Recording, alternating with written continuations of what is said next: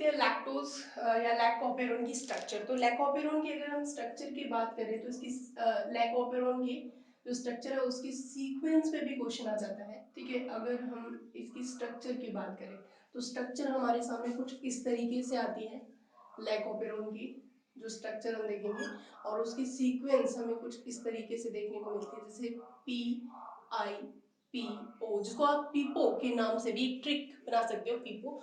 Then हमारे पास कुछ structural genes रहते हैं जैसे lac Z, lac Y and lac A. ये क्या है? Structural genes. इनको किस किस फॉर्म में यूज किया जाता है और ये क्या क्या फंक्शनैलिटी परफॉर्म करते हैं ये हम अभी देखेंगे। सो यहाँ पे सबसे पहले हम लेते हैं जो ये स्ट्रक्चरल जीन, ये क्या है? सारे के सारे स्ट्रक्चरल जीन्स है। ठीक है, तो हम इनके देखते हैं। जो पहला लैकोपेरोन की स्ट्रक्चर में आता है वो आता है पॉलीसिस्ट्रोनिक स्ट्रक्चरल जीन। ठीक है, ये जो पॉलीसिस्ट्रोनिक जीन्स का क्या मतलब होता है? देखो, पॉली का मतलब होता है बहुत सारे और सिस्ट्रोनिक का मतलब होता है प्रोटीन बनाने वाले, यानी कि बहुत सारे प्रोटीन बनाने वाले जो स्ट्रक्चरल जीन्स होते हैं वो कितने टाइप के हैं यहाँ पे? वो 3 टाइप के होते हैं। और वो कौन कौन से हैं? Lac Z, lac Y and lac A. ये तीनों जीन जो है वो एक्सप्रेस होंगे और एक्सप्रेस होकर क्या बनाएंगे? प्रोटीन। और प्रोटीन से क्या बनेंगे? एंजाइम्स। और ये एंजाइम्स एक स्पेसिफिक फंक्शंस परफॉर्म करेंगे, और वो लैकोपेरोन के रिस्पेक्ट में क्या होता है कि लैक्टोज को डाइजेस्ट करना।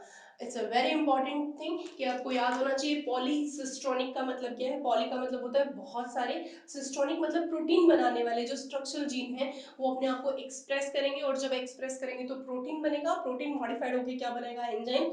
और उन एंजाइम का एक स्पेसिफिक फंक्शन रहेगा, और वो फंक्शन क्या रहेगा यहाँ पे कि लैक्टोज को ब्रेक करना, उसको हाइड्रोलाइसिस करना, यानी कि लैक्टोज क्या है? डाइसैकेराइड है, और उसको किस में कन्वर्ट करना? मोनोसैकेराइड में। ये ई कोलाई की नीड पे उसकी जो मीडियम में प्रेजेंट लैक्टोज की कंडीशन के ऊपर डिपेंड करता है।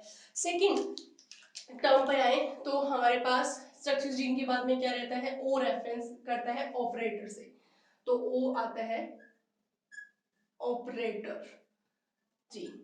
ठीक है, ये बहुत इंपॉर्टेंट है ऑपरेटर जीन। ऑपरेटर जीन के 2 फंक्शन रहते हैं, इसको ओ से हम डिनोट करते हैं। इसका जो फर्स्ट फंक्शन होता है वो होता है ये रेगुलेट करता है एक्सप्रेशन ऑफ स्ट्रक्चरल जीन्स का।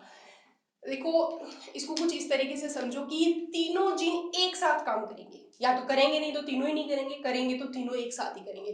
तो इन तीनों को ऑन और इन तीनों को ऑफ करने का जो स्विच है वो किसके पास है? ऑपरेटर।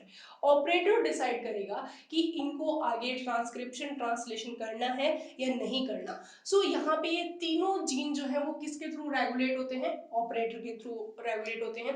और सेकंड, जो ऑपरेटर के ऊपर एक साइट प्रेजेंट रहती है जिससे ऑपरेटर होता है वो बाइंड करता है, बाइंड्स विद लेक रिप्रेसर।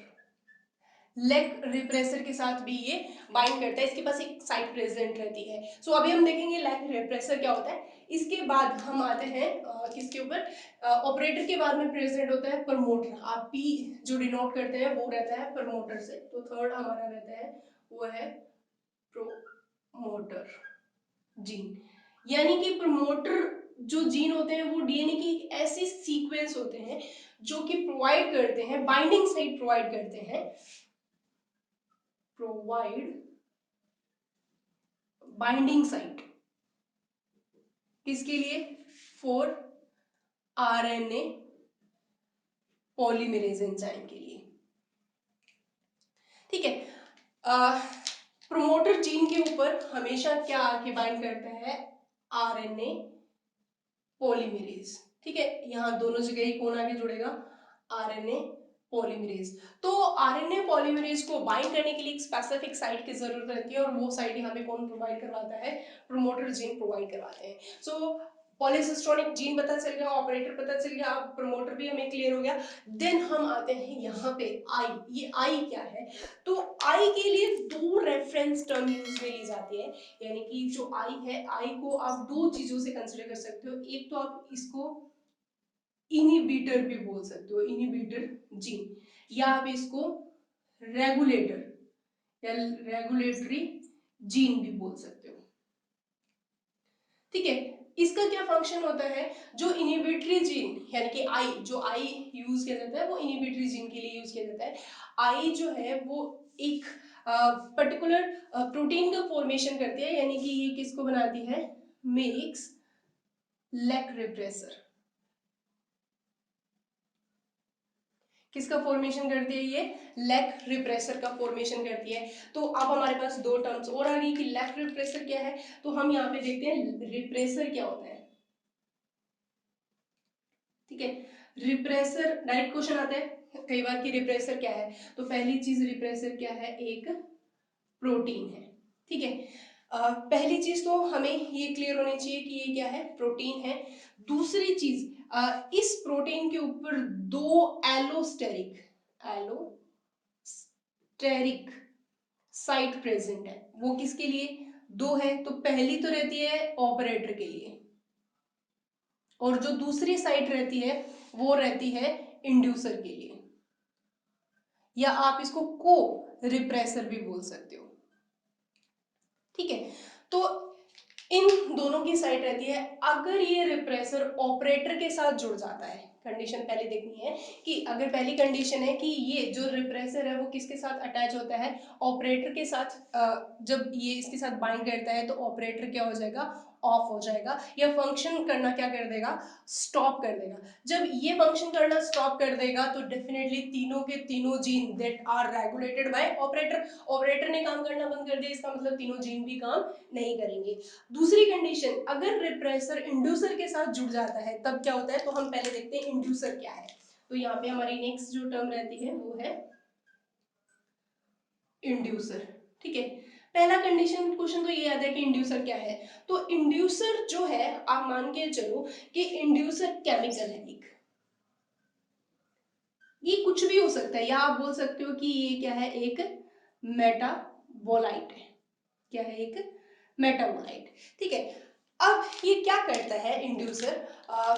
मान लीजिए एक एक्टिव रिप्रेसर है, ध्यान से समझना इस चीज को। एक्टिव रिप्रेसर के साथ जब इंड्यूसर जुड़ जाता है, ठीक है, तो इंड्यूसर के जुड़ते ही ये एक्टिव रिप्रेसर क्या हो जाएगा? इनएक्टिव हो जाएगा। क्या हो जाएगा? इन एक्टिव रिप्रेसर में कन्वर्ट हो जाएगा। ठीक है, तो जैसे ही ये इनएक्टिव होगा तो आगे ये इसके इनएक्टिव होते जो ऑपरेटर है वो फ्री रहेगा, और ये तीनों के तीनों जीन काम करना स्टार्ट कर देंगे। ये हम नेक्स्ट समझेंगे किस तरीके से, डिटेल में समझेंगे ये किस तरीके से होगा। लेकिन अभी के लिए ये सारे टर्म्स हमारे लिए बहुत इंपॉर्टेंट है। ये सारी की जो टर्मिनोलॉजी है, कौन सा पॉइंट किसको रेफरेंस कर रहा है, पी स्टैंड फॉर किसके लिए है, आई स्टैंड किसके लिए करता है, पी किसके लिए है, ऑपरेटर का मतलब क्या है, और स्ट्रक्चरल जीन क्या करते हैं। तो इन सब पे क्वेश्चंस आए हैं, तो ये सारी की सारी टर्मिनोलॉजी हमें बहुत अच्छे से क्लियर होगी, तभी हम इसकी आगे की that is a structure of lac operon. अब हम देखेंगे कि लैकोपेरोन फंक्शनैलिटी कैसे करता है, काम कैसे करता है। सो हमारे काफी क्वेश्चंस है जो क्लियर हो चुके हैं। पहले हम लोगों ने ये भी देखा किसने डिस्कवर किया, कब डिस्कवर किया, क्यों किया, इकोलाई के अंदर किया जाता है ये, और इकोलाई क्यों कर रहा है इसे। तो उसके लिए एक पर्टिकुलर कंडीशन की जरूरत रहती है कि अगर इकोलाई को ग्लूकोज नहीं मिल रहा है तो उसको लैक्टोज लेना पड़ेगा अपने अंदर, और लैक्टोज जब आ गया तो उसको तोड़ना पड़ेगा, तोड़ने के लिए उसे लैकोपेरोन को स्टार्ट करना पड़ेगा। लेकिन अभी वो स्टार्ट कैसे करेगा, ये फिनोमिना किस तरीके से कंप्लीट होगी, हम अभी हम देखेंगे। तो अभी हमारे सामने ये सारे के सारे क्या प्रेजेंट थे? स्ट्रक्चर, जिसके अंदर पॉली का मतलब था बहुत सारे, सिस्टोनिक मतलब प्रोटीन बनाने वाले जीन्स थे, जो कि प्रोटीन आ गया एंजाइम, और एंजाइम होके एक स्पेसिफिक फंक्शन परफॉर्म करेगा। और यहाँ पे स्पेसिफिक फंक्शन लैकोपेरोन के रेफरेंस में क्या रहता है? लैक्टोज का डाइजेशन। ठीक है। यहाँ पे जो लैक ऑपेरोन का मेन फंक्शन क्या है, लैक्टोज का डाइजेशन, यानी कि हमारी मेन टास्क जो है इस इकोलाई की जो मेन टास्क क्या है, लैक्टोज को डाइजेशन करना।